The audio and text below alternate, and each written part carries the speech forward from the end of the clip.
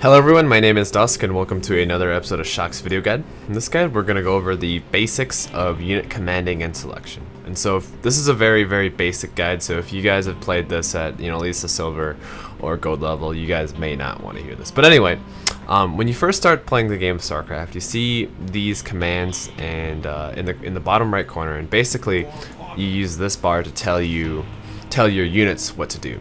Now, as you get better at this game, you basically never use this bar, as you're either using the hotkeys for any kind of special abilities, and all of these commands are basically innate, or you can use hotkeys as well. And so, the move command, you never have to do this. It's basically there to tell you that this unit can move. All you have to do is select the unit, right click, and it just initiates the move command.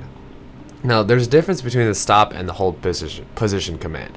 Stop stops the unit from attacking and cancels any orders, and also stops moving.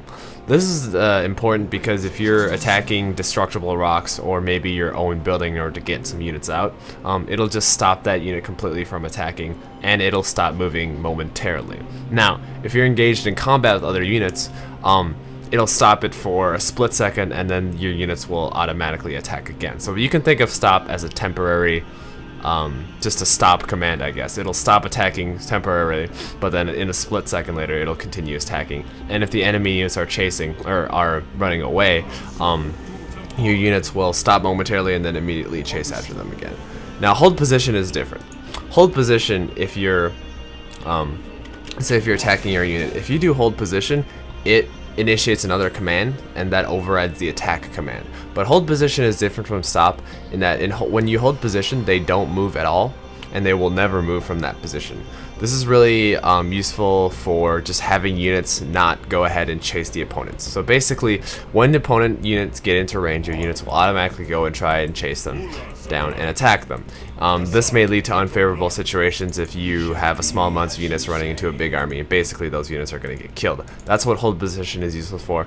It's also really useful when the opponent has siege units and you don't want your small amounts of your army getting picked off and running into their entire army, basically. So that's the difference between hold position and stop. If you're trying to momentarily just do stutter step micro or kiting, they basically do the same thing. Patrol sets these units on basically to go back and forth within a certain area.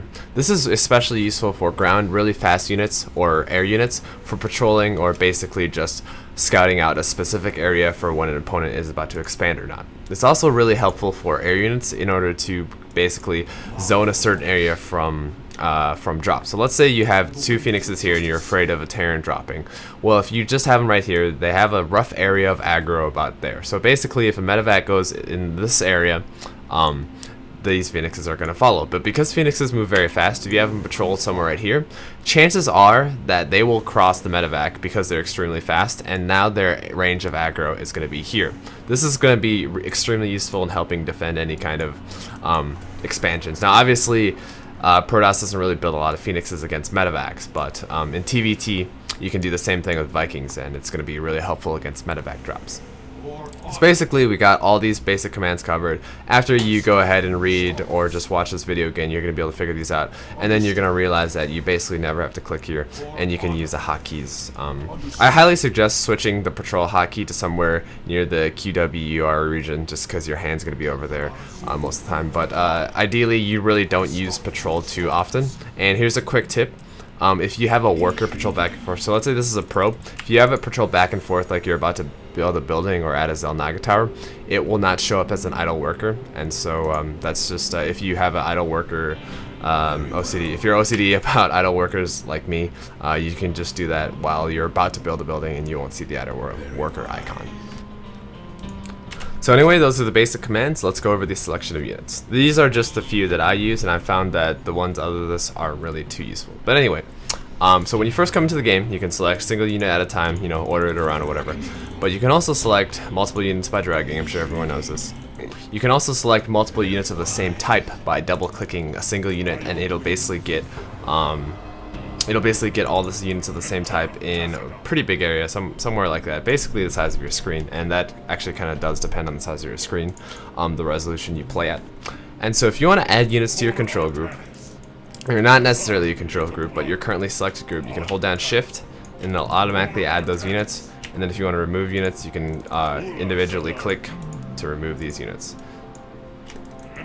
So that's basically unit selection that I use. I don't really use any other ones. Now let's talk a little bit about the commands that you can give for units.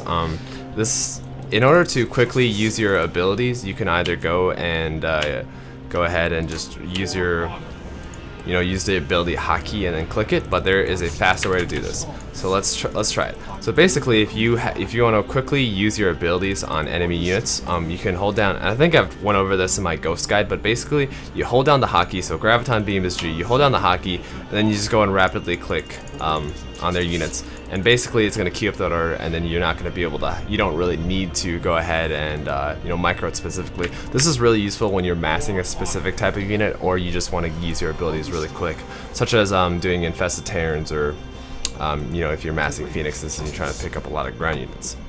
Additionally, you can also move your units with a preset set of orders. This is called queuing. So basically, you can do this with buildings too, but buildings really can't do that much. So anyway, if you want your unit to go ahead and not patrol, but move around a certain area in a specific way, and this is going to be really helpful for when you want your units to basically move around the terrain in a specific way.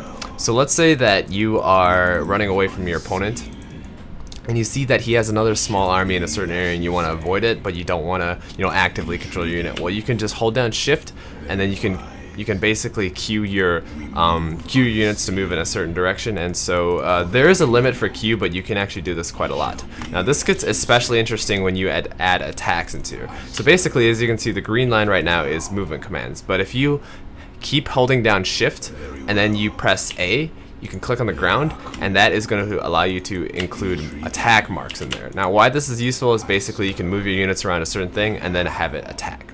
So another thing I failed to mention in commands is you can attack certain units but never use this command. Basically this is only for focus fire. When you want to attack, you just go ahead and right click the enemy and it will attack it. Now if you want to just attack in a direction, have your entire unit selected, and then you press A and you click on a location. This is basically patrol without the units actually moving back. So basically it sets all the units on into aggressive position, and then it's going to be able to attack anything along the way in their aggro range.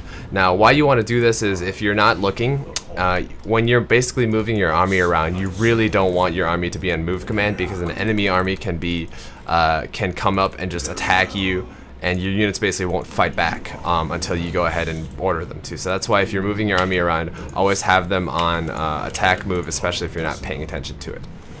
So anyway, about queuing, you can just go ahead and you can also queue multiple commands. So let's say you have a Phoenix, you can queue Phoenix to go ahead and pick up one, and then pick up the other, and then pick up the third thing. And then obviously graviton beam doesn't go instantly, so it doesn't work too well, but with ghost snipes you'll be able to see it very instantly, and this will allow you to include abilities into your movement commands. So why this could be useful is basically it's especially useful for blink stalkers. I don't have blink right now, but let me go back and actually go ahead and get blink. So here we go, and I'll get storm. So basically I have blink now on my stalkers. This is really useful for blink stalkers, because if you have a ton of blink stalkers, actually let me just go ahead and get a ton of blink stalkers here. Alright, so let's say you have all these blink stalkers, you're doing a blink stalker build, and you want to blink all of your units into the enemy base. Well, this is going to be kind of hard because you have so many blink stalkers that the ones in the back, so let's say this one, is clearly not going to be able to blink over. Now this is a really bad ridge, so it's a poor example, but this stalker is not going to blink over. As you can see, it cannot find a placement location, it will not blink over. If you select all of your stalkers, try to blink it over, some are not going to be able to get over. This one had its cooldown just recently used, so obviously that one. But as you can see, only half of them blinked over. Now, you can fix this by queuing up your blink, and what queuing up your blink does is basically your stalkers come in a first come first serve, and then it'll allow them to use their blink over, and then if you make room on the other side, as in you queue your stalkers to move out of the way after they blink, then you can basically automate the entire process. I'll show you how to do it. So basically, you queue up, you hold down shift, select your initial, here, let me move this out of the way. You select your initial position, select the position you want to start your blink at, press B, click the other side where you want to blink, and then you hold down shift, and then you make them move out of the way. As you can see, all the stalkers blink through, and it's got a very high it's got a very high, almost a 100% chance that the stalkers will blink correctly. Now sometimes it doesn't work, but basically it's almost 100% of the time, and it's a much better way of doing it rather than blinking all your stalkers at once. This only applies to a specific case of stalkers, yes, but the uses of this are pretty good. So let's say you have High Templars drop near an enemy expansion, and you want to go ahead and storm, but you're doing other things. Well, let's say your High Templars start here. You can just simply queue them up, press T, select the places you want to storm, and then look away, and your High Templars, 5 or 10 seconds later will storm. That's why queuing up your commands is really important, so that you can get they actually got stuck, but you can get your commands out of the way for something you want to do in the future at a certain time, so that your attention isn't split. So anyway, my name is Dusk. If you guys have any questions or comments, feel free to leave in the section below. Otherwise, I will see you guys later.